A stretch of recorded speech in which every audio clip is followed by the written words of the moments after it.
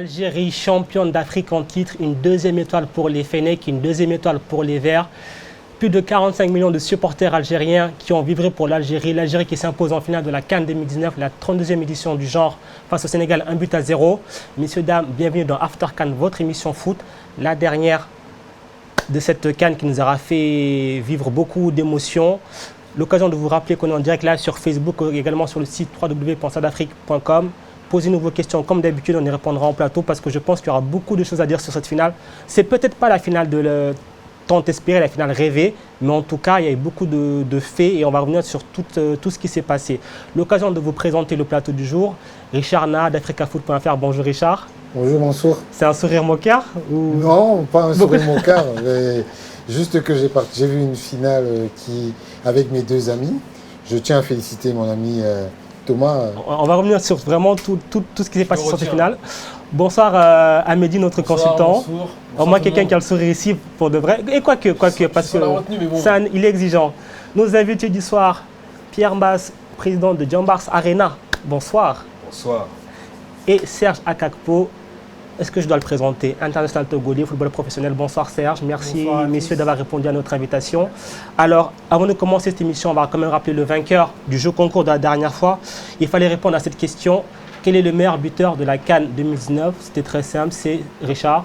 Igalo. Odion Igalo, l'attaquant du Nigeria, donc avec 5 buts. Le vainqueur donc, de ce superbe ballon de la Ligue 1 Conforama, c'est Terence Clermont. Félicitations à toi. Donc ce ballon te reviendra bientôt chez toi. J'espère que tu prendras en photo. Félicitations. Voilà. Il y a deux gagnants, comme quoi il y avait Terence d'abord qui a gagné le ballon et puis l'Algérie qui a remporté donc cette CAN 2019. Messieurs, on ne va pas se mentir. On dit souvent, l'adage dit souvent une finale ça ne se joue pas, ça se gagne. C'est clairement ce qu'a fait l'Algérie. Ouais. Oui, clairement, parce que vu le début de la rencontre, qui n'était même pas qui n'était pas trop en sa faveur. C'est vrai que l'Algérie a joué petit bras, comme on dit souvent, parce que quand on regarde tout le match, elle a pratiqué. Après son premier but, elle s'est recroquevillée et puis elle s'est dit bon, qu'advienne que pourra, mais pour le moment, je garde mon avantage. Et on l'a vu tout au long du match, même l'entraîneur Belmadi, il a même hésité, même parfois dans ses choix pour le remplacement. Et moi, je pense que c'est comme on va dire, tout le monde va dire que c'est une mauvaise finale, mais comme tu dis, une finale ne se joue pas, elle se gagne. Après, surtout, il y a ce fait, entre guillemets, c'est pas un fait de jeu, c'est une action de jeu. Il y a ce but de la deuxième minute. Une fois que l'Algérie a marqué, elle n'a plus forcément besoin d'ouvrir le jeu aussi à midi. Ouais, j'ai été assez surpris, moi. Bon, j'étais habitué au caviar. Oui, mais forcément, sur cette CAN, oui. C'est ça. Du coup, l'Algérie a ouvert le score de manière un petit peu chanceuse. Après, on va en discuter peut-être de Mendy, s'il y avait quelque chose à faire ou non. Mais en tout cas, voilà, c'était l'Algérie a essayé de jouer très très bas, a essayé de défendre. On n'a plus rien proposé toute cette première mi-temps. La seconde mi-temps, elle a essayé de se reprendre, début de seconde. Elle a essayé de reproposer quelque chose. Mais voilà, les mauvaises habitudes sont revenues. Après, voilà, comme vous avez pu le dire, une finale, ça se gagne. Ça se gagne, mais on a été habitué au caviar. Moi, je ne m'attendais pas du tout à voir une Algérie jouer de cette manière-là. Après, voilà, on est champion, c'est ce qu'on voulait. On l'a eu.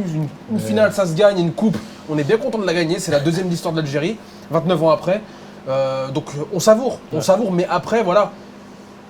J'attendais l'Algérie quand même l'emporter à la loyale. Thomas, on crache pas dans la soupe. On a vu, messieurs, sur toute cette CAN, l'Algérie survoler ses adversaires, faire du coup enchaîner 7 victoires consécutives. C'est peut-être la victoire la moins aboutie, mais au final, c'est la plus importante quand même. C'est la victoire la plus importante. L'important, c'est de gagner. Hein. On retiendra qu'une seule chose, le nom du vainqueur, et pas le nom du vaincu, malheureusement. Ce qu'on peut retenir en tout cas, c'est que le but est arrivé prématurément et a faussé à mon avis la physionomie du match. Exactement. On s'attendait à ce que ce soit un match fermé parce qu'aucune des deux équipes n'avait forcément envie de perdre. Les deux coachs se connaissent parfaitement. Par contre, on ne s'attendait pas forcément à ce que ça démarre dans des conditions pareilles. C'est clair qu'il ne fallait pas arriver tard au stade, hein, Serge. Non. Ouais, c'est clair. J'ai même failli rater l'ouverture du score. Ouais. J'avais tourné la tête pour parler à un ami et puis il y a eu but. J'ai été surpris aussi, mais j'ai envie de dire que l'Algérie a été chanceuse, elle a été intelligente, elle a été mature. Parce que dans le football, c'est vrai qu'il y a le spectacle, il y a les gestes techniques, il y a le beau jeu. Mais au final, ce qu'on retient, c'est le vainqueur. Voilà, c'est l'efficacité. Et j'ai envie de dire que durant toute la compétition, ils nous ont régalé. Et ils ont dominé vraiment cette compétition. C'est, je pense, la première fois de ma génération. Je pense que ceux de ma génération, ils ont commencé à suivre la CAN un petit peu en 2000-2002. Ouais. Donc c'est les premières CAN dont je me souviens. Et c'est la première fois que je vois une équipe qui domine autant la compétition du début jusqu'à la fin, malgré que j'ai connu la Tunisie, l'Égypte. La grande Égypte aussi. Voilà. Mais ils n'ont jamais vraiment dominé la compétition comme l'Algérie l'a dominé, autant sur le jeu que l'efficacité. Donc j'ai envie de dire que cette victoire, elle est méritée pour l'ensemble de la compétition. Après, pour le match, il y a ce fait de jeu un petit peu avec le penalty non accordé. Je pense qu'on va revenir dessus très longuement. Sur l'ensemble de la compétition, je pense que l'Algérie nous a assez régalé. Ouais. Et voilà, aujourd'hui, avec Bounedjah qui marque son premier but dans le jeu, puisqu'il avait marqué sur penalty. C'est ça. J'ai pas grand chose à dire, j'ai envie de dire bravo et puis c'est mérité. On va revenir d'abord sur donc le but de Bagdad Bounedjah dès la deuxième minute de jeu. On va d'abord regarder la composition du Sénégal parce qu'on savait que Kalidou Koulibaly était suspendu pour ce match. Les gens se disaient c'est une absence qui va peser, pas peser. On connaît le rôle de Koulibaly, que ce soit à Naples ou en sélection. Du coup, là, retour de Salif Sané, associé à Kouyaté qui est milieu défensif. Et on a tous regardé ce match, on a tous vu l'action du but, on s'est dit Kouyaté n'a pas eu un comportement, Richard, de défenseur. Oui, il n'a pas eu un comportement de défenseur, mais qu'est-ce que tu peux faire dans ce genre de but Parce que personne ne va venir, ce but. C'est un but qui est... Mais oui, mais sauf que il contre. On lui aurait fait le reproche de ne pas aller au contact avec le joueur. Il est venu et le Bounedjah a tiré. Non, ça c'est Sané. Mais là, c'est au départ de l'action. Oui, non, mais je veux dire que Kouyaté est irréprochable dans cette rencontre. Moi, je pense que... Sur la rencontre, oui. Sur le but, Richard, tu ne peux pas dire qu'il est... Déjà, il se fait absorber sur le côté. Oui. Il laisse un espace énorme au milieu. Donc Bounedjah a le temps de s'infiltrer et se retrouve pratiquement seul en duel avec Sané. Exactement. Thomas, je suis d'accord. Mais sauf que sur l'effet de ce que je disais ces 2 jours, moi je peux pas reprocher à un joueur comme Kouyaté qui a fait son match. Quoi qu'on dise.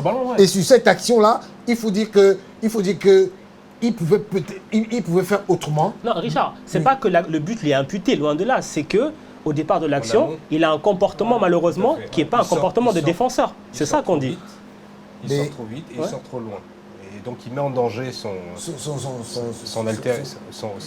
coéquipier et il le laisse quasiment tout seul. Tu sais, une finale, ça joue sur des détails. Et sur le détail, voilà, il y a eu un but, ils l'ont remporté 1-0 à la deuxième minute. Et c'est le détail.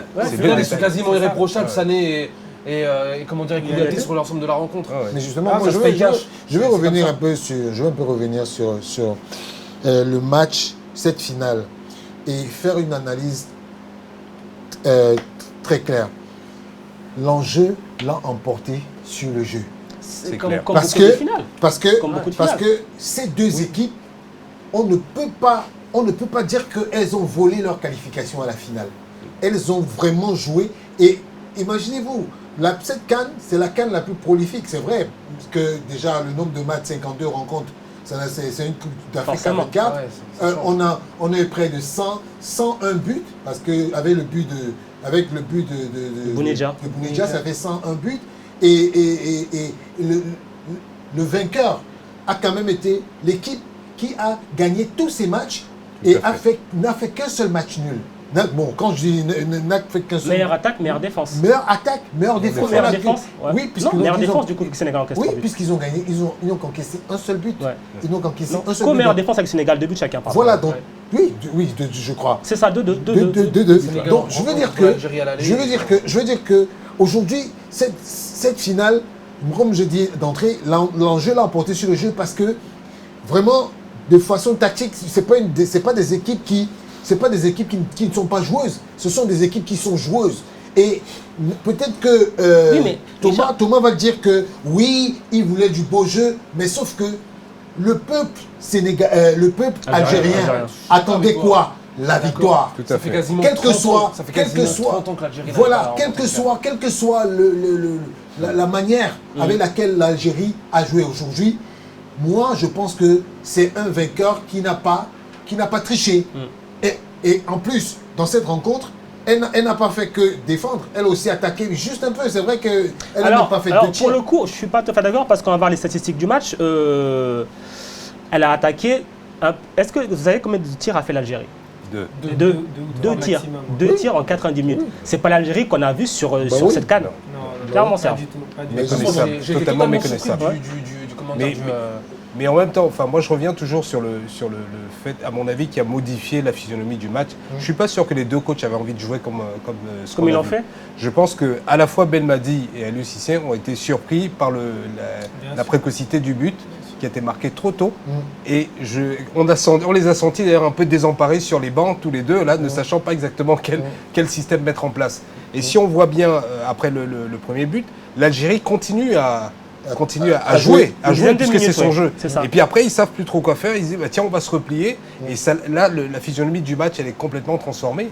Et le Sénégal, malheureusement, est trop maladroit ensuite sur... Mais bon, après, étant donné qu'ils ont ouvert le score, c'est plus à eux de faire le jeu quelque part. Non, c'est vrai que durant la compétition, malgré l'ouverture de score qu'ils ont eu à chaque fois, parce qu'ils n'ont jamais été menés au score, si je me souviens bien, c'est vrai qu'ils ont toujours continué à attaquer, à fournir du jeu. Mais c'est vrai que ce premier but qui est arrivé très tôt dans le match, psychologiquement, ça change beaucoup de choses. Hein. Quand vous êtes joueur sur le terrain, vous êtes en finale de la CAN, c'est une compétition planétaire. Vous savez que vous êtes à 90 minutes de remporter la coupe. Bah, vous menez 1-0. Bah, inconsciemment, la peur. Il y a la peur, il y a l'anxiété, il y a la pression, le stress. Il y a tout ça, il y a la famille derrière, il y a le peuple, il y a les gens. Ça fait beaucoup, voilà. Et Sauf... tout ça, ça fait que, au final, inconsciemment, vous changez votre manière de jouer. Et on ne peut pas leur en vouloir pour ça. On ne peut pas leur en vouloir pour ça, mais il ne faut quand même pas oublier une chose, c'est qu'ils ont pris des risques. Ils ont pris des gros risques. C'est-à-dire que si les Sénégalais n'avaient pas été maladroits, s'il y avait eu de meilleurs joueurs, un meilleur jeu de tête de la part des Sénégalais, avec le nombre de coups de pied arrêtés qu'ils ont eu, je pense que l'Algérie se mettait en danger. Elle s'est mise en danger en tout cas. Justement, moi, c'est une Algérie que j'ai remarqué dans cette CAN. C'est une Algérie dans la gestion que je n'aime pas. Parce que j'ai l'impression que c'est une équipe qui croit gérer la fin de rencontre, mais qui se met souvent en danger. Face à la Tanzanie ou Kenya, les deux matchs, lorsqu'on voit qu'elle mène, on voit qu'elle commence à lever le pied et qu'elle se met beaucoup en danger sur des actions très bêtes. Les latéraux qui décident de plus revenir, ou les milieux qui sont un peu trop fatigués, qui sont un peu dans la gestion et du coup ils laissent un peu les défenseurs. Est-ce que c'est pas de la fatigue aussi? Parce que moi parce que j'ai vu face à la Côte d'Ivoire par exemple, plus le match avançait et plus l'Algérie baissait d'un ton et la Côte d'Ivoire prenait le dessus. Et c'est ce qui s'est passé aussi, le match contre le Nigeria aussi. C'est-à-dire que physiquement, je pense que l'Algérie, elle est un petit peu limitée dans la durée du match. Après, ils n'ont pas eu des matchs faciles aussi pour ils n'ont pas eu des matchs faciles. Ils ont eu leur partie de tableau et leur partie de tableau est plus difficile. Non, la partie de tableau était tellement difficile. Moi, je dis, il faut pas faire la fine bouche, Thomas. Moi, je te dis encore que cette équipe algérienne, on a fait des émissions ici où on a dit on ne voyait que l'Algérie arriver en finale. Il y a des gens qui ont dit parce que elle a quand même gagné tous ses matchs. Elle est 9 sur 9 pendant les matchs éliminatoires. Avec la manière. Elle est 9 sur 9. Et arrivée dans les phases éliminatoires, elle a gagné tous ses matchs. La preuve, elle est en finale, elle a gagné. Donc moi je dis peut-être que tu es un peu trop dur parce que là tu me fais penser un peu à moi le jour où le Cameroun il restait contentieux. Oui, parce qu'il m'a fait le reproche que moi j'étais trop dur avec le Cameroun, mais c'est vrai. Mais Richard, regarde-moi. Oui, regarde un petit instant. Oui. L'Algérie, tu vois ces matchs tout au long de la CAN. Oui. Elle domine, je dis bien domine, globalement tous ses adversaires avec un jeu alléchant. Oui. Là, on se retrouve en finale face au Sénégal, une grosse équipe, et on voit que l'Algérie laisse le ballon à l'équipe en face pour subir.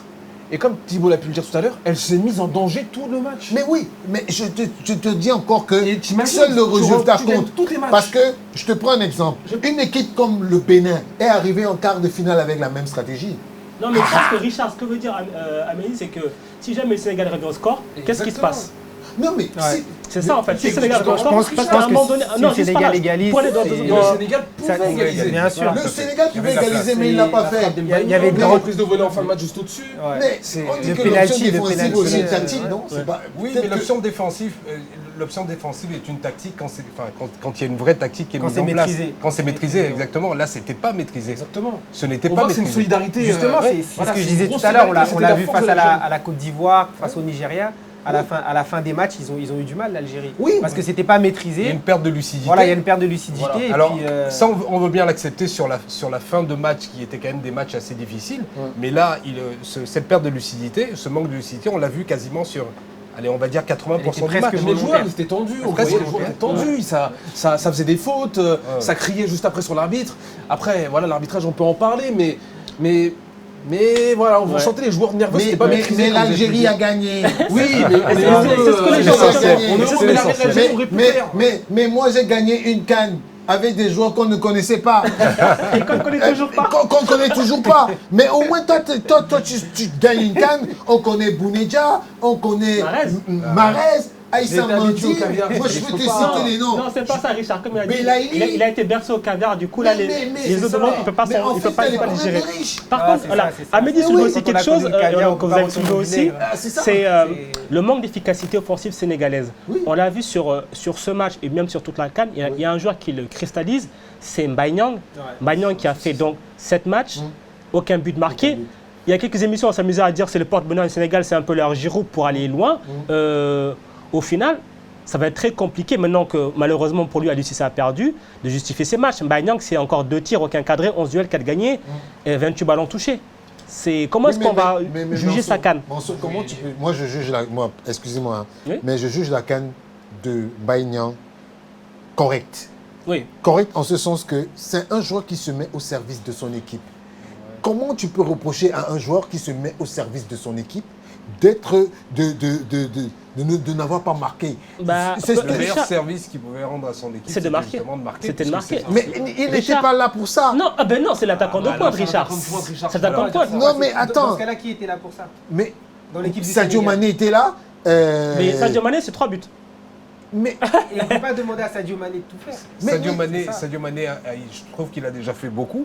C'est ça. Il redescendait chercher les ballons, il les remontait. Enfin, il Oui, a quand même pas mal Est-ce que travaillé. justement, Il a les travaillé joueurs pour comme le collectif. Sadio Mané, Riyad Mahrez, c'est des joueurs qui sont attendus. Donc il y a beaucoup plus de vigilance sur eux. Est-ce que ce n'était pas des gens comme Mbaye Niang d'en profiter? Parce que regarde, Bounedjah, il marque 2 buts, mais Mbaye Niang, il n'y en a aucun sur cette CAN. Mbaye Niang, il n'y en a aucun, mais tu ne regardes pas le Non. résumé de toute la Non, là, compétition. je compare C'est- ce justement, joueur- Richard, Ce je joueur, il compare- a empêché les relances des adversaires pendant Comme tout- Bounedjah. Mais oui, mais Ils ont fait le même travail de ça. En moins autant que efficace. Bounedjah, quand même. En moins efficace. Oui, Ouais, oui, pas en moins autant efficace, que mais Bounedjah. sauf qu'il tenait les défenses. Moi, je pense que aujourd'hui, même s'il ne marque pas, je pense qu'il y a eu un tir de Mbaye Niang. Ce but entrait que ce serait le but de la. Ça, on est d'accord. Mais ça, c'est des tirs, Richard. Oui. Là, je me mets dans la situation des supporters qui sont à Dakar et un petit peu partout au Sénégal. Oui. Vous pensez qu'ils ont envie d'entendre, oui, Mbaye Niang, se bat pour l'équipe? Mais Sinon, sinon. défend l'indéfendable. Non, mais je ne défends pas l'indéfendable. Parce qu'un Moi- attaquant aujourd'hui, tu joues sur quoi? Sur ses statistiques aussi en même temps. Oui. Tu peux pas faire abstraction des buts marqués d'un attaquant. Mbaye Niang, c'est 0 pointé. Ah. Après, ce qu'il faut, au lieu d'avoir une méthode assez radicale, peut-être le faire jouer remplaçant ou autre, peut-être on devrait le faire jouer sur l'aile. Et dans ce cas-là, opter Parce pour que un aussi, c'est attaquant ça, de peut-être. pointe. Est-ce que Mbaye Niang, c'est vraiment un attaquant de pointe? C'est la question qui se pose. On voit On a qu'il est vu technique, que- il a assez Je grande pense taille, il qu'il peut provoquer. il a continué un petit peu c'était dans la continuité de ce qu'il faisait à Rennes. Ouais. Il a commencé sur le côté et puis vers la fin, on l'a remis un petit peu dans l'axe. Et je pense que le coach Cissé, il a voulu reproduire un petit peu le même schéma. Mais au final, ça n'a pas porté ses fruits. Mais je pense surtout que cette équipe sénégalaise, elle a fauté par rapport à Sadio Mané, moi je trouve. Parce que Sadio Mané, c'est vrai, oui, Liverpool, Ligue des Champions, etc. Mais on ne peut pas baser toute une équipe sur les exploits d'un seul joueur. Prenez l'exemple de Mahrez, par exemple, en Algérie. Mahrez, c'était le joueur le plus attendu. Mais on a vu Belaïli, on a vu Bounedjah, on a vu Ounas quand il rentrait, on a vu Benasser. C'est-à-dire on a vu tout un ensemble de joueurs, Fegouli aussi qui a fait mouche.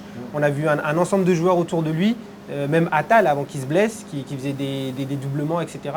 On a vu plusieurs joueurs autour de lui en fait qui lui facilitaient la tâche. Donc du coup quand il fallait qu'il soit présent, il a répondu présent, notamment sur le coup franc, il a répondu présent. Et je pense que c'est ce qui a manqué au Sénégal parce que Sadio Mané tout seul, remonter le ballon, partir de 70 mètres, remonter le ballon sur 30-40 mètres, faire la passe et redemander devant le but, c'est impossible. C'est un petit peu le défaut de Messi avec l'Argentine. Ouais. C'est pas possible. Il peut le faire une fois ou deux, mais pas durant tout un match. C'est ça. C'est clair. Ça, c'est clair.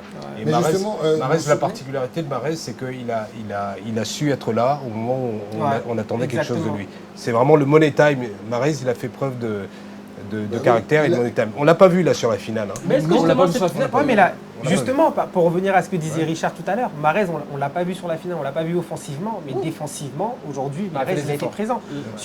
En première mi-temps, la plus belle action sénégalaise où Ndiaye il part un petit peu au milieu, il décale sur le côté Sabali et on attendait tous un centre devant le but. Sabali centre, c'est Mahrez qui sort le ballon de la tête. Moi, j'étais surpris, sincèrement, quand je l'ai vu là, j'ai vu numéro 7. J'ai dû revoir le ralenti pour être sûr que c'était lui. Et c'est lui qui était là. Donc, il est capitaine, c'est le joueur le plus attendu.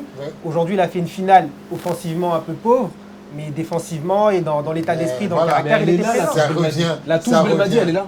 Elle est là, la touche Belmadi. On est d'accord. C'est qu'à Manchester City, c'est ce qu'on lui reproche aussi. D'être un peu trop devant, de faire quelques efforts, mais un peu de manière nonchalante. Là, avec Belmadi, on voit vraiment que tous les joueurs sont concernés. Tout le monde. C'est le collectif. C'est le gros effort de Riyad Mahrez sur cette CAN. Parce qu'offensivement, personnellement, j'ai des choses à lui reprocher. Le match contre le Nigeria, c'est un coup d'éclat magistral. Mais sur l'ensemble des matchs, et plusieurs spécialistes sont plus basés dessus, je peux être un peu dur. Mais Riyad Mahrez a tendance à ralentir. Contre le Nigeria, il a fait un match. Il a été étincelant. Il était étincelant durant cette CAN. Mais sur l'ensemble des matchs, j'étais assez. Ouais, mais justement, c'est parce qu'on dit grand match, grand joueur. Est-ce que justement lui, il ne faut pas ce genre d'affiche pour se révéler aussi? Peut-être. Tu sais, il y a des affiches qui t'inhibent, il y a des affiches qui te. Maintenant, ça dépend de la capacité mentale du joueur. Pourquoi on dit que les gars comme les Eto'o, Drogba, c'est parce qu'ils sont présents dans les grands rendez-vous. Et justement, pour que Mahrez arrive à ce cap-là, il faudrait qu'il soit constant dans les grands rendez-vous. Mais il a été constant durant cette CAN quand même. Oui. Moi, je trouve que son jeu, il a été plutôt mature. Tout à fait. Parce qu'on attendait le Mahrez dribbleur, le Mahrez feinteur, etc. Mais il l'a fait quand il avait la possibilité de le faire. Oui. Et au contraire, regarde en début de compétition, les deux fois où il fait la première fois la passe à Fegouli face au Sénégal, justement, c'est lui qui fait le décalage. Ouais. La passe qu'il fait à Attal. Et Attal fait la passe décisive à, je crois, c'est Ounas ou Belaïli, je pense. Oui. C'est encore lui qui fait le décalage. Donc je pense qu'il a joué un rôle essentiel pour son équipe. Il s'est pas mis dans son registre habituel. Il a évolué, je pense qu'il a pris un peu de maturité dans son jeu. Qui est le remplaçant poste pour poste de Mahrez en équipe d'Alger? C'est Adam Ounas. Il a combien de buts Adam Ounas? 3 buts. 3 buts, d'accord. Vous avez vu les matchs qu'il a pu faire, Adam Ounas? Si. La plupart des matchs. Il a joué comme Mahrez, on attendait qu'il joue. Et il a vraiment fait des différences. Après, encore une fois, Mahrez a fait ses matchs.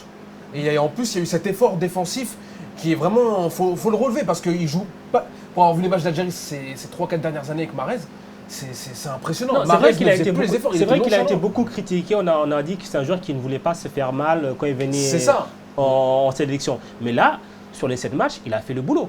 Il a fait le boulot. Moi, personnellement, j'attends beaucoup plus de lui parce que je pense qu'il peut simplifier son jeu quelquefois avec l'Algérie. Après, tu as perçu ça comme de la maturité. On peut penser de cette manière-là. Mais moi, lorsque je vois Mahrez en première ligue, c'est des crochets, c'est des dribbles, c'est de la provocation, faire sortir les latéraux, c'est le premier défenseur central, et ensuite repiquer dans l'axe. C'est du Mahrez. Là, il a joué différemment. Ça a porté ses fruits, c'est vrai. Parce qu'il était adapté au contexte. C'est ça, exactement. Il était attendu. La première ligue, c'est pas la CAN. La CAN, c'est un autre état d'esprit. C'est plus dur que la première ligue. C'est plus difficile que la première ligue. Et je pense qu'il s'est sublimé. L'enjeu n'était pas le même aussi. Oui, l'enjeu n'était pas le même. Parce que la CAN, tu perds un match. Même si c'est en poule, tu perds un match, des fois tu ne te qualifies pas, c'est fini. Alors qu'en championnat, tu as 36, 38 matchs. Je ne sais pas qui est l'homme du match de cette rencontre, mais je pense pas que ce soit Mahrez. Mais ce ne sera pas surtout lui. Mais je pense qu'il peut être nommé comme meilleur joueur de la CAN. Parce qu'au vu de parcours. C'est un débat qu'on aura en deuxième partie d'émission. Mais d'ailleurs, ça tombe bien qu'on parle de Mahrez parce que c'est certes la star de l'Algérie, mais le joueur qui a le plus brillé sur cette CAN, clairement, il joue en Afrique. À l'Espérance Tunis, c'est Youssef Belaïli. Hein. Oui, Une révélation, Belaïli. Hein. Quel parcours. C'est hallucinant, son parcours atypique, les suspensions, etc. Tu sais, justement, Belaïli, il me fait penser. Bon, c'est vrai, Benasser, c'est des joueurs. Oui, Belaïli et Benasser, tout à fait. Belaïli et Benasser, moi, je te jure, je connaissais pas Belaïli. Je connaissais cette CAN, vraiment m'a appris que les joueurs qui sont les plus en vue, forcément, ils ratent généralement leur CAN. Ouais. Et il y a des joueurs comme ça qui réussissent à s'élever pendant des compétitions comme ça, qui te bluffent. Moi, Benasser, c'est un soldat. C'est un soldat. Il a un caractère ils avaient une bien mission trempé, et franchement, ils l'ont rempli. Est-ce que justement, c'est pas là que l'Algérie a fait la différence par rapport au Sénégal? C'est-à-dire que, certes, le Sénégal a aussi un bon joueur sur chaque ligne, mais ceux de l'Algérie ont toujours répondu présent. Ouais, bien sûr. Ils en voulaient plus et on l'a vu sur tous les matchs. Oui, ils en voulaient plus, ils avaient plus. Même sur cette finale, ils avaient faim, on sentait qu'ils avaient faim. C'est pour ça que je parle de maturité. C'est pas seulement Mahrez, mais toute l'équipe d'Algérie. C'est un ensemble. Franchement, moi j'ai été surpris du premier match entre les premier, deuxième, troisième match, quand j'ai vu l'Algérie, tu te rappelles, je t'ai dit, Richard, j'ai dit directement, cette Algérie, elle va sûrement aller au bout. Exactement. Parce que la différence entre cette Algérie et l'Algérie d'il y a 2 ans, 4 ans, 6 ans, c'est que celle-là, elle était collective. Exactement. Même des fois, Fegouli qui fait des passes en retrait, au lieu de tirer ou de centrer fort devant le but. Ils font des. Voilà, c'est vraiment des passes précises, tout est juste et puis tout est réfléchi. Et ils bossaient tous ensemble. Ouais. Tous ensemble, et ça, j'avais jamais vu ça encore de la part de l'Algérie. Ce qu'on oublie, c'est que cette Algérie s'est passée de Brahimi. Ouais. Il n'a presque pas joué dans cette compétition. Pourtant, on connaît l'apport de Brahimi à Porto, on connaît son importance. Il y a eu une blessure quand même qui a fait qu'on lui a préféré Ounas. Mais oui, mais je veux dire que mais Ounas a répondu présent aussi. Voilà. Si cette Algérie se passe d'un joueur comme Brahimi, vraiment, ça veut dire qu'ils avaient un bon banc de touche. Ils avaient un bon banc de... Oui, ils avaient le problème de riche. Alors qu'on ne le pensait pas au début. Au début de la compétition, on n'imaginait pas que le banc serait aussi riche. Finalement, exactement. Quand on voit le banc de et moi, je voulais jouer un peu. Il y a un petit fait de jeu sur le but qui m'a fait tiquer. Parce que quand vous regardez un peu le gardien Mendy. Richard, ça c'est quoi? Ça c'est le teasing pour la deuxième partie parce qu'on va revenir sur deux faits. On va revenir sur 2 faits de jeu. C'est dans quelques instants après cette courte page de pub. À tout de suite.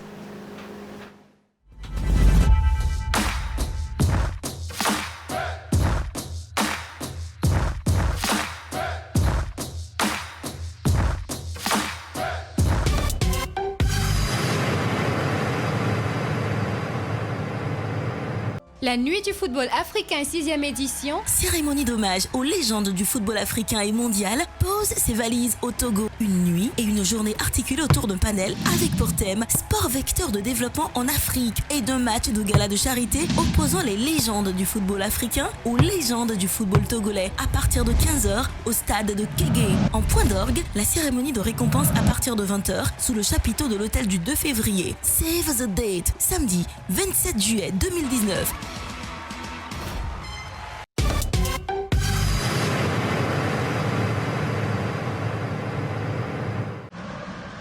Vous savez que là dehors, en fait, ils sont des milliers à compter sur nous. On sait que c'est difficile. L'adversaire est coriace. Il faut rien lâcher. Surtout, ne vous laissez pas impressionner. Et on cherche les combinaisons. Soyez collectifs. Comme toujours. On est une bonne équipe. On est une belle équipe. Et moi, j'ai confiance en vous. C'est comme ça qu'on pourra battre le coup dystrophie. Et aider les enfants malades. Allez, c'est parti.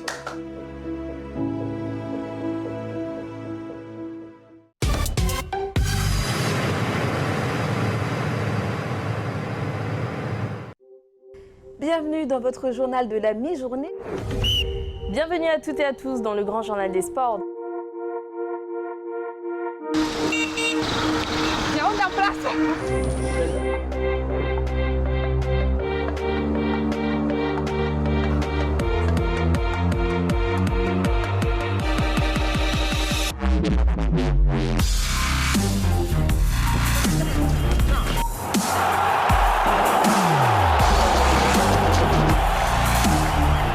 Stade Afrique, Toute l'actu, tous les sports, tout l'Afrique.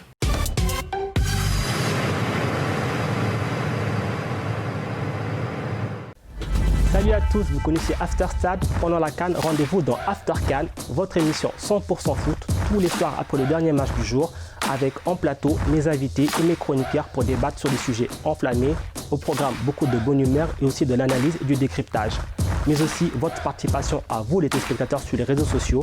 Envoyez-nous vos questions, on y répondra en plateau. On compte sur vous dans After CAN, sur Stade Afrique et nulle part ailleurs.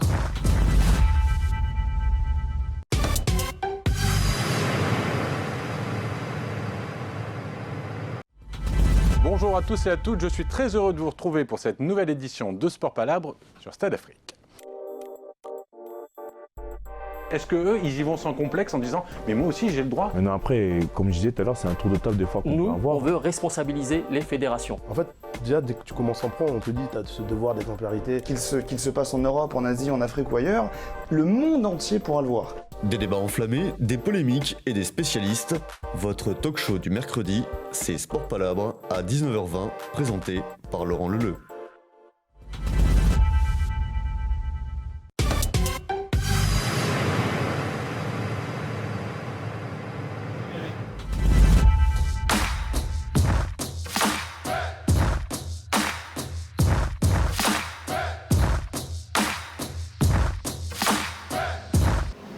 After CAN, deuxième partie.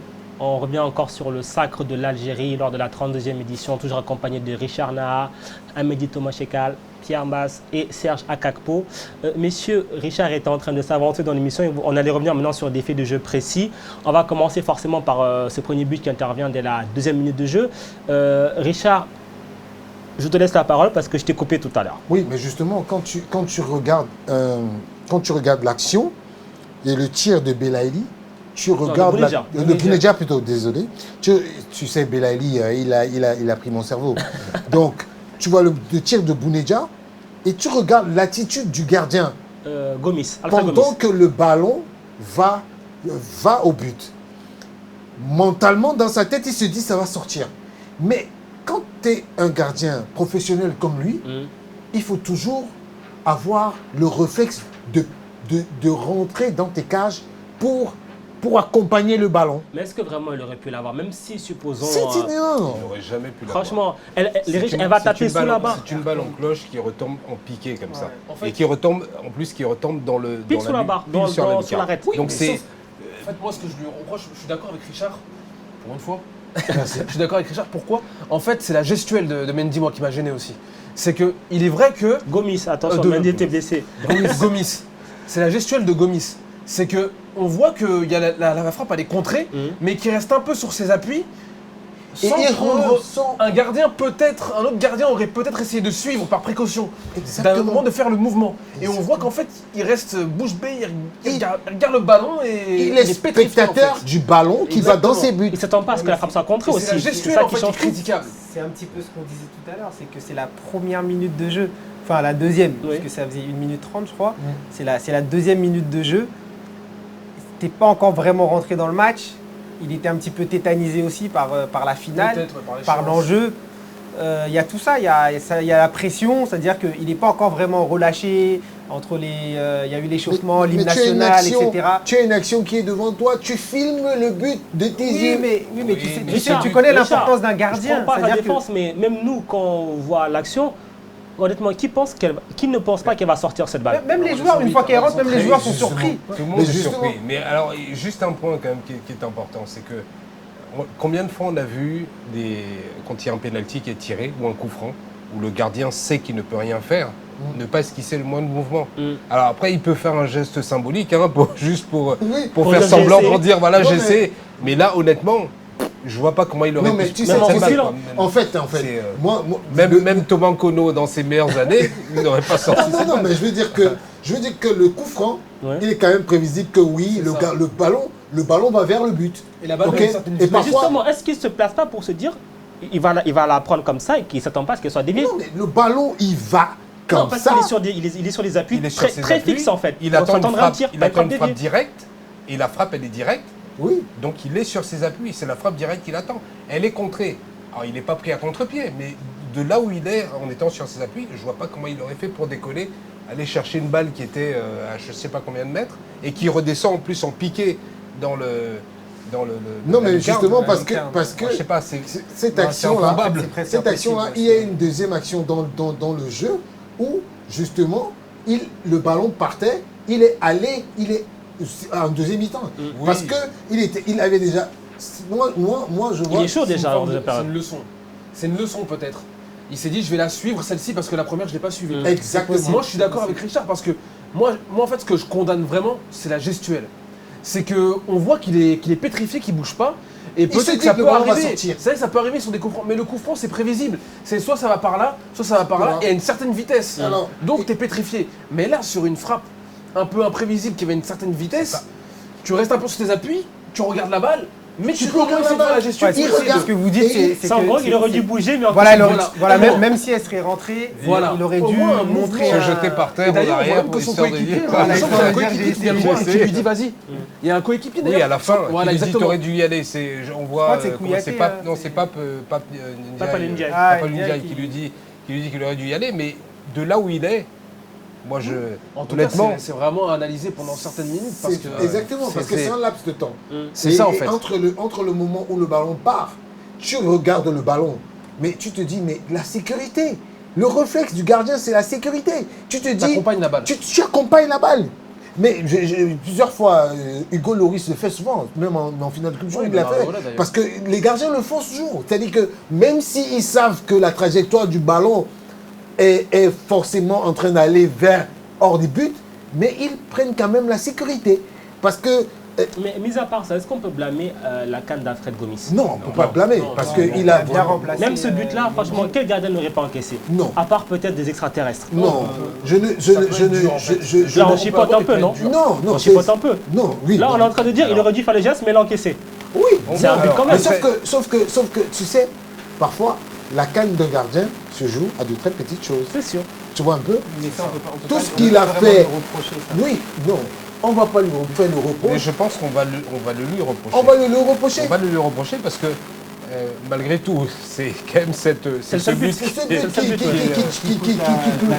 exactement. On voit son coéquipier le crier dessus. Du coup, je pense que ça va jouer dans le jugement des. Tout à fait. Mais oui, parce que dans l'esprit. Moi, c'est à tort. Oui, parce que dans l'esprit du téléspectateur, quand il regarde le but, il dit le gardien, pourquoi il n'est pas? Parce que du coup, ils vont pas dire que oh non, il pouvait pas. Ils vont dire il pouvait parce qu'il a vu le ballon partir. Un gardien qui est prévoyant fait le court vers le ballon. Alors, on va enchaîner maintenant avec le deuxième fait du jeu, forcément, je pense qu'il va plus faire débat. C'est ces fameux pénaltys, d'abord sifflés dans un premier temps. Ensuite, l'arbitre du match, M. Sidi Alioum, va consulter le VAR et se déjuge. Il y a cette main de Guedioura. C'est compliqué quand même parce qu'on a vu énormément de situations similaires dans cette CAN, sifflées ou pas sifflées. Au final, moi personnellement, je suis perdu. Honnêtement, je vous dis, je suis perdu. Je ne sais pas quand est-ce qu'on doit siffler et pas siffler. En fait, Mansour, la logique, c'est quoi? C'est que si on prend les matchs où on a pu siffler main, on va reprendre le match du Sénégal contre la Tunisie, par exemple. Il y a une main de Koulibaly qui est sifflée. Exactement, dans la surface. La première. Et on voit qu'elle est quand même décollée du corps. Donc, l'arbitre va regarder la barre, il juge qu'il n'y a pas pénalty. D'accord, pourtant ça paraît évident, etc. C'est pas sur non, c'est sur Gueye. la main de Gueye. Sur la main de Gueye, celle-là, pardon. Voilà. Et la main de Gueye, elle est à peu près comme celle que... quand même un peu plus décollée. Hein? Elle est innocente. Elle est un peu plus décollée. Elle est un peu plus décollée, mais il fait pas de mouvement. Mais elle est touchée par un coéquipier. Tout à fait. C'est la nuance de la règle FIFA. C'est ça. C'est ça. Et du coup, elle n'est pas sifflée. Oui. Mais là, ce soir, le match de l'Algérie, on voit que Guedioura essaye de la tenir près du corps. Il essaie de retenir sa main comme on voit. Il essaie de la tenir, mais il fait un mouvement. Il fait le mouvement quand même pour bloquer. Il fait le mouvement. Il peut pas contrer le ballon avec son corps. Exactement. Et il fait le mouvement. Il fait le mouvement. Alors moi, comment je l'ai perçu? Je l'ai perçu comme il se prend la balle dans le bras, donc du coup, il fait un mouvement. Non, c'est avant de prendre la balle qu'il fait le mouvement. En fait, il voit que le ballon va lui passer derrière. Et il fait le mouvement. Il ne sait pas quoi faire. Et en fait, il fait un peu le mouvement pour contrer le ballon. C'est à revoir, mais en tout cas, du coup, le raisonnement... Mais par contre, ça reste collé au corps. Le bras reste collé au corps. Voilà. Du coup, en fait, maintenant, le problème, c'est qu'en fait, on a inventé, on a mis en place de nouvelles règles, donc bien précises, il faut à peu près siffler quasiment toutes les mains, sauf quand c'est dévié par un coéquipier ou quelque chose comme ça.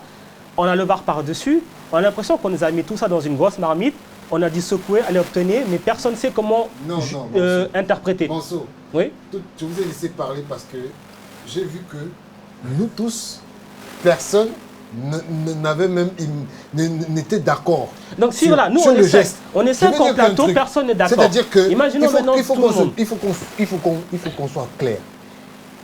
La VAR, c'est un problème d'interprétation de l'arbitre qui est sur le terrain. Parce que lui, il a dit, pendant qu'on voyait le match, il a dit, il n'y a pas pénalty pour lui. Moi, j'ai dit, il y avait pénalty. Lui, il a dit, il y avait pénalty. Alors, j'ai dit, il y avait pénalty. J'avais un doute parce que le bras était collé. Voilà. C'est le mouvement du joueur qui me... Je pense que Serge, là où il était, il n'a pas vu, mais il s'est dit, il y a pénalty. Mansour lui-même, il a dit qu'il pouvait avoir pénalty. C'est une question d'interprétation. Si nous-mêmes, entre nous, on est sur le plateau, on n'est pas d'accord, comment pouvez-vous imaginer l'état d'esprit de l'arbitre? Non, mais dans ce cas-là, l'arbitre, il doit se fier à la... Mais il s'est fié aux règles. La preuve qu'il a fait. La preuve, c'est qu'il a fait. Et c'est tout à son honneur. Attention, je ne dis pas qu'il a raison ou qu'il a tort. Je dis juste que quand on voit toutes les situations similaires qu'on a eues dans cette CAN, notamment le match contre la Tunisie, même la demi-finale, la main de Mendy, que je trouve très, très sévère au passage aussi, le grand public, à un moment donné, il va être perdu. Il va être perdu. Et malheureusement, on va se dire, mais pourquoi on siffle lui, pas lui? Est-ce qu'il n'y a pas des corruptions, des trucs comme ça? Richard, c'est là le problème. Il faut uniformiser en fait la règle. Non, on ne peut pas uniformiser la règle. Dans ces cas-là, si. Mais Thomas, regarde le ballon que Kimpembe touche à Manchester. C'est l'exemple que j'ai pris pour faire parler avec Mendy. C'est un ballon qui à la base va dans les tribunes. Mendy, c'est pareil. Voilà. Donc c'est pour dire que ça dépend de la sensibilité de l'arbitre. Mais c'est un peu comme on est dans une finale et un joueur, il ne fait pas exprès de toucher et l'arbitre lui donne le rouge. C'est-à-dire qu'il faut les donner du jeu. C'est exactement comme ça. C'est-à-dire que c'est un problème d'interprétation de l'arbitre. Parce qu'au moment où l'arbitre, il voit la main, il n'a même pas tergiversé, il a mis pénalty. Et après, la VAR regarde et on lui demande, est-ce que tu peux venir voir parce que sûrement tu peux avoir loupé quelque chose. Et du coup, il regarde et il revient sur sa décision. Et vous avez vu que les Sénégalais n'ont pas... Ils n'ont pas protesté. Ils n'ont pas protesté. Et justement, le match de la Tunisie, justement, il y a eu problème. Pourquoi? Parce que beaucoup de gens, il y a eu des versions où les gens disaient non, il y avait pénalty. Jusqu'aujourd'hui, personne de nous n'est d'accord qu'il y avait pénalty ou pas. Parce que c'était une situation compliquée. Et il y a beaucoup de situations comme ça qui peuvent se présenter. Et qui vont se présenter. Et on va toujours crier au scandale. Ce qui est sûr, c'est que la VAR est là pour accompagner les arbitres. Elle n'est pas là pour imposer. Si on prend la VAR comme un élément qui est là pour imposer aux arbitres, finalement... Mais est-ce que ça ne va pas être là le problème? C'est-à-dire qu'à partir du moment où on va dire à l'arbitre central, viens voir quelque part, on lui impose... La preuve. Est-ce qu'aujourd'hui, tu as eu l'impression qu'on a imposé à l'arbitre? Par là, il y a beaucoup d'arbitres qui vont, pour des actions anodines, systématiquement consulter le VAR, alors qu'ils peuvent prendre la décision eux-mêmes. Est-ce que c'est pas ça le risque? Mais sachant que la décision, il l'avait prise en plus, en l'occurrence. On est dans le cadre du VAR. Moi, j'ai vu le match Cameroun-Angleterre pendant la Coupe du Monde, là. Féminine. Oui. L'arbitre a refusé. Elle a refusé carrément d'aller voir le... Exactement. Elle a refusé. Même sur le but du Cameroun. Elle a refusé. Elle a refusé. Donc, tu vois, c'est pas... Le VAR n'est pas là pour imposer. Donc c'est un problème dans le problème quand même, ça. Oui, bon, de toutes les façons, moi je pense que... C'est un cas de conscience. Hein. Oui. Si l'arbitre aurait pu décider de maintenir... Enfin, il aurait pu décider de ne pas consulter. Mais imaginez si penalty qui ne va pas consulter le VAR alors qu'on lui dit à l'oreille. Je pense que c'est pour ça, au bénéfice du doute, il s'est dit tiens, je vais quand même aller vérifier. Surtout que c'est un arbitre qui était sous pression parce qu'on rappelle que à la base, il y a le Sud-Africain Gomez qui s'est autoproclamé, qui s'est désigné arbitre. Du coup, ça n'a pas plu à la CAF parce que la CAF n'avait pas encore communiqué dessus. Elle l'a retiré pour mettre Sidi Alioum. À partir de là, il y a beaucoup de gens qui sont commencé à dire comment ça se fait qu'on retire un arbitre? Déjà, il y avait des suspicions. Je pense que monsieur Alioum, il y avait beaucoup de pression sur lui aussi. Oui, mais on l'a vu sur la première mi-temps. Hein. Sur la première mi-temps, il n'avait pas la main. Oui. Il n'avait pas la main. Il y a eu beaucoup de petites fautes. Oui, des fautes. C'est même pas des petites fautes. Il y a eu des fautes qui étaient quand même assez. Mais Mansour, il s'est repris. Exactement, il n'était pas assez ferme, il montait qu'il repris. Mais Thomas, il faut dire que ton cœur chavirait un peu. Tu vois, on arrive à estimer l'état d'esprit de l'arbitre qui était un petit peu chamboulé, etc. Pourquoi vous n'arrivez pas à faire la même chose pour Gomis? Mais justement, c'est des acteurs, c'est la psychologie. Non mais c'est ça, c'est des acteurs du football. Il est psychologue avec certains, mais pas d'autres. Voilà, Ce ne sont pas des robots. Revenons un peu au VAR. Vous vous souvenez de la goal line? Oui. La goal line aussi avait fait beaucoup de tabac. Tout à fait. Parce qu'il y avait une règle qui disait que le ballon doit être rentré entièrement. Et d'autres disaient non, ça doit être rentré aux 3/4.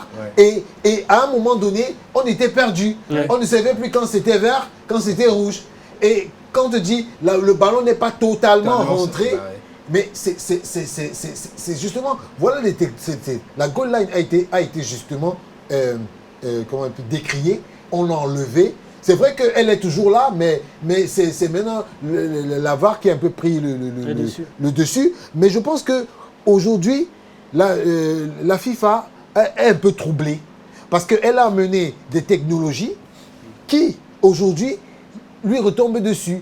Parce que quand il y a une décision qui a l'avantage d'une équipe qui est frustrée, les supporters vont dire « Oh non, c'est pas juste, l'arbitre a fait... » Le problème, Richard, c'est que je rebondis sur la plate parce qu'on sort, on se souvient tous de la finale de la Ligue des Champions aller-retour entre l'Espérance Tunis et le Casablanca, avec que des faits d'arbitrage.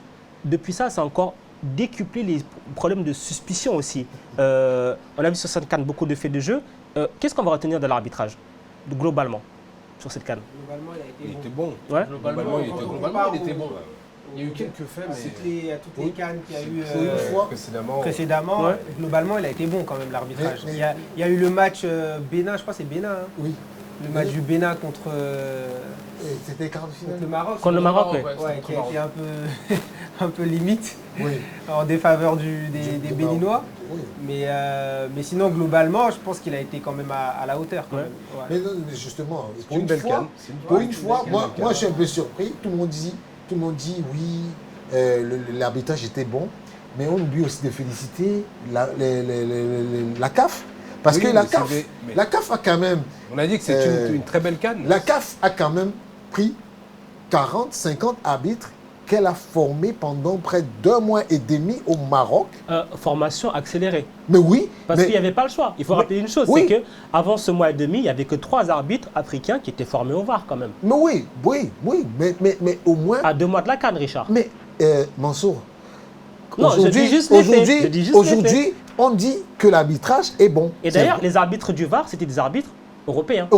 Non. Ça pour en voir, il y a du boulot. Oui, non, mais c'est compliqué. Mais Mansour, tu ne peux pas reprocher à un arbitre qui n'a pas l'outil dans son championnat. Non, je ne reproche pas aux arbitres. Je dis juste que la CAF a fait une formation accélérée. Oui, elle a fait une formation accélérée, mais il faut dire que il n'y a pas encore l'outil, le VAR dans le championnat africain. Bien sûr. Même au Maroc, même en Algérie, même en Tunisie, où on peut dire qu'il y a la technologie peut être adaptée, ils n'ont pas encore cet outil. Et tu ne peux pas demander à un arbitre qui a l'habitude d'officier des matchs sur le terrain de se mettre derrière un écran. Parce que le réflexe, il faut se dire que c'est un problème de réflexe aussi. Tu vois, cette technologie, même l'UEFA a dû mettre des arbitres, les arbitres centraux qui, généralement, ils prenaient des arbitres centraux pour les mettre au VAR. L'arbitre français, le meilleur arbitre français... Clément Turpin. Clément Turpin, c'est un arbitre VAR aujourd'hui. Il est utilisé à la FIFA. Des fois, on l'utilise comme arbitre central et parfois, on l'utilise comme arbitre VAR. C'est une question de formation. Là où je ne suis pas d'accord avec toi, c'est que... Pour une fois, tu n'es pas d'accord avec moi. Pour ce genre d'échéance, tu dois anticiper. Oui. C'est-à-dire que tu vois, tu dis que oui, ils ont quand même, c'est difficile sur le terrain, ils sont habitués à juger sans VAR, etc., etc. Mais là, tu sais qu'il y a une CAN qui approche. Oui. C'est une compétition quand même qui est continentale. Mais comment tu anticipes? Tu ne peux pas anticiper comme ça. Il faut savoir que c'est une organisation qui est lourde. Il faut voir aussi, entre-temps, tout ce qui s'est passé. Hein. Il y a eu le changement de présidence, il y a eu le glissement, comme on a dit. Mais c'était prévu que la CAN se joue en juin 2019. Oui, mais est-ce que la restructuration même de l'institution, elle ne se fait pas en claquant des doigts? Non, bien sûr, ça veut dire que ce n'était pas une priorité. Ah si, mais tout est prioritaire. Tout était prioritaire. Mais puisqu'ils ont fait des stages, quand tu fais un glissement, déjà, rien que le fait de faire un glissement, mais ça te change toute l'organisation. Tout ce que tu avais prévu, tout ce que tu as planifié, toute l'organisation, elle change. Ouais, donc après, ça devait être quand même ça devait être prévu initialement, que ce soit au Cameroun ou ailleurs. Non, mais non, ne revenons plus dessus. C'est fait exprès parce que si la CAF a prévu faire ça pendant les quarts de finale... On sait que la CAN se jouait du 21 juin au 19 juillet, que ce soit au Cameroun ou en Égypte. C'est une date qui n'a pas bougé. Non. Donc, peu importe le pays, les dates de stage devaient être prévues en amont. Là, ça n'a rien à voir avec la logistique, Richard. Mais Monceau... le VAR a été utilisé quand la première fois? Une grosse compétition internationale. Bonne question. Internationale. En 2018. 2018, à la Coupe du Monde. Exactement, c'est quoi? C'est tout récent. Ça fait un an. Même les arbitres européens, ils sont encore là. On ne peut pas demander à la CAF. Mais c'est ça le truc. On ne demande pas peut-être pas d'être en retard, mais au moins d'être... Voilà, il faut applaudir. Moi, je me souviens, l'année dernière, pendant la finale de la Champions League, c'était la première fois que le VAR était utilisé pendant la finale. Et ils ont utilisé ça pour la première fois pendant une finale de Champions League. Ils n'avaient même pas encore... Au bout de 2 minutes là aussi, comme quoi ils ne l'avaient même pas testé pendant la Coupe de la CAF. Ils ont privilégié la Coupe de la Champions League. Et cette année, ils ont fait dans les deux compétitions. Et il faut qu'on dise des choses. Les choses doivent aller crescendo. Cette année, ils ont introduit le VAR à partir du quart de finale. C'était fait exprès parce qu'ils savaient très bien que déjà, ils savaient que c'était les Européens qui devaient être à la machine pour ne pas se faire critiquer. Parce que imaginez-vous, quand on mettait le VAR en début de CAN, le scandale qu'il y aurait eu. Et je sais, et parfois on regardait les matchs ici, et les gens avaient le réflexe de se dire, mais pourquoi il n'y a pas le VAR à ce moment? Pourquoi il n'y a pas le VAR à ce moment? Parce qu'il y avait des erreurs qui étaient faites, mais on arrive. Le problème, c'est que, Monceau, on ne peut pas, il faut qu'on apprenne à grandir. L'Afrique est en plein... Aujourd'hui, je pense que si la CAF n'avait pas utilisé le VAR à partir des quarts de finale, on se serait plaint. On se serait plaint. Pourquoi? Parce qu'elle a été appliquée ailleurs. C'est normal que l'Afrique n'est pas le dernier wagon. L'Afrique ne doit pas être le dernier wagon. L'Afrique doit être aussi à la hauteur pour ce genre de compétition continentale. Au moins, à défaut d'être précurseur, d'être... Exactement. Elle a été, les polémiques qu'il y a autour du VAR sur cette compétition, ce sont les mêmes que celles qu'on a eues sur la Coupe du Monde féminine. Ce sont les mêmes que celles qu'on a eues. Il y a eu moins de polémiques. Mais est-ce que tu sais qu'en Copa América, c'est plutôt bon signe. Eux aussi, ils sont comme l'Afrique. Ils ont commencé à passer les huitièmes de finale. Messieurs, passons à un autre débat. Je pense que ce sera très compliqué de trouver une réponse à ça. Donc, on a vu cette CAN. On est d'accord pour dire que l'Algérie est un beau champion logique. Très beau. Logique sur toute la CAN. Maintenant, il va falloir déterminer le meilleur joueur de cette CAN. Franchement, on met qui? C'est difficile. C'est compliqué, hein? Moi, sincèrement, j'ai été agréablement surpris par Bounedjah. Mais pour revenir un petit peu sur Niang, ce qui lui a manqué un petit peu, c'est le manque d'efficacité. Il a raté des occasions, notamment le lob face à... Je crois que c'était en demi-finale, je crois. Il a eu 2 occasions, il y avait un lob et puis un face-à-face. C'est ce qui lui manque un petit peu, je pense, pour être meilleur joueur de la CAN. Moi, si je devais en choisir un, je mettrais Mahrez. Mahrez? Ouais.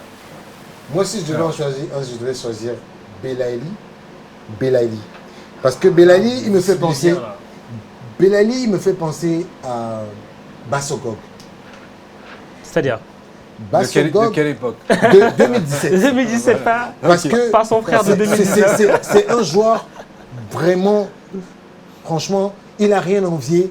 Il n'a rien envié Peut-être que si je dis ça, on va dire oh, mais il n'a rien envoyé à un gars comme Mbappé parce qu'ils ont presque les mêmes qualités, la rapidité. On va arrêter cette émission-là. Voilà. Non, parlons seulement. Voilà. Mais doucement. Mais oui. Je sais pas ce qu'il t'a promis à la fin, mais bon. Non, mais sérieux.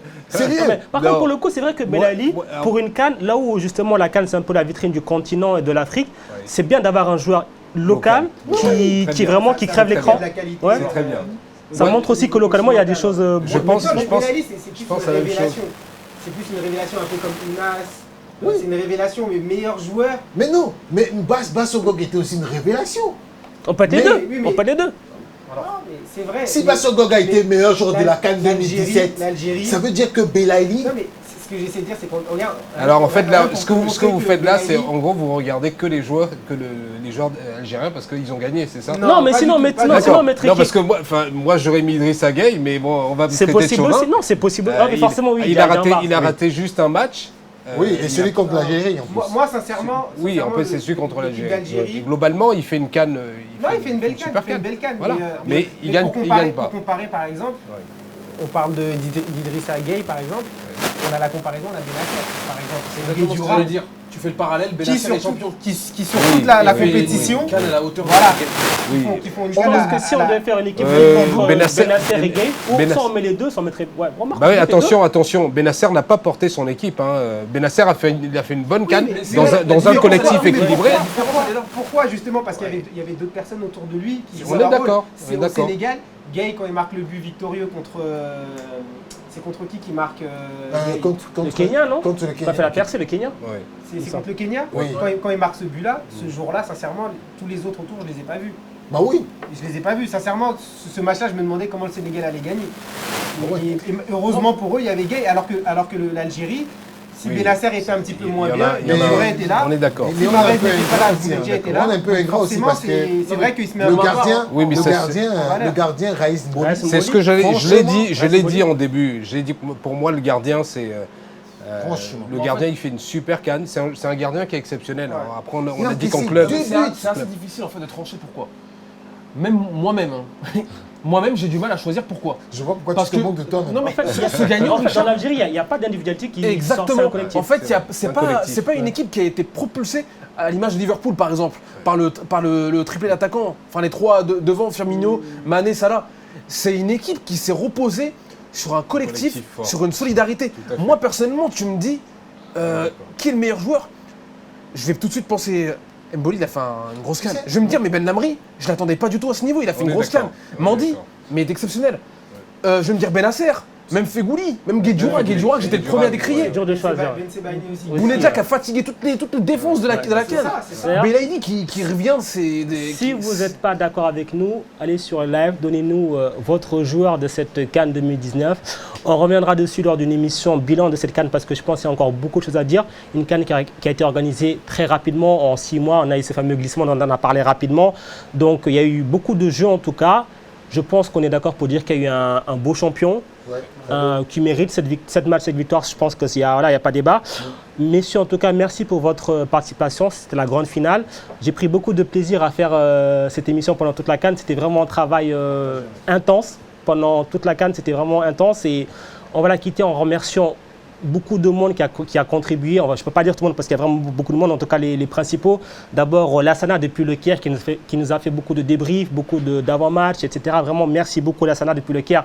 Et bon retour surtout, on t'attend sur le plateau parce qu'après After CAN, il y aura After Stade qui va reprendre à la rentrée. On va remercier aussi Harold Mendy, Anas, Asdine, Magali, Laurent, Alain à la réalisation, Constantin, Thibaut et encore beaucoup d'autres. Et on va remercier aussi, sinon elle va se vexer, Brekissa, je sais qu'elle nous regarde. Et aussi surtout vous les téléspectateurs parce que vous avez été nombreux. On a pris note de vos commentaires et de tous vos avis. Merci beaucoup, cette émission elle est faite certes par nous, mais elle est faite aussi par vous avec vos commentaires, vos réactions, elle est aussi faite pour vous. Merci beaucoup. Je vous donne rendez-vous donc pour l'émission bilan, mais également dans After Stade à la rentrée. Vous allez voir, il y aura beaucoup de choses qui vont se passer. Merci à tous et bonne soirée.